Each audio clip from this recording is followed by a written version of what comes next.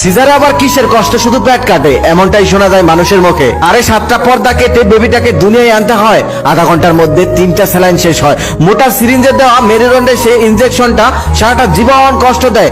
যখন অবসর ম্যাটটা চলে যায় তখন গলা কাটা মুরগির মতো ছটফট করতে হয়, আপনজন ছেড়ে পোস্ট অপারেটিভ রুমে থাকতে হয়। এক একটা মিনিট যেন এক একটা ঘন্টার সমান, সময় যেন যায় না। প্রিয় মানুষদের মুখখানি দেখার জন্য ছটফট করা, ঘন্টার পর ঘন্টা কাটা জায়গায় কি যে ব্যথা বলার মতো না। তার সাথে খিচুনি, নিথর দেহে থরথর কাঁপুনি, হাতে ক্যানোলায় স্যালাইন তো চলছে, অন্যদিকে গলা শুকিয়ে কাটকাট, অথচ এক ফোঁটা পানিও দেওয়া হয় না, কারণ 24 ঘন্টার আগে নিয়মে নেই। পৃথিবীর সব থেকে বড় ভয় কি জানেন?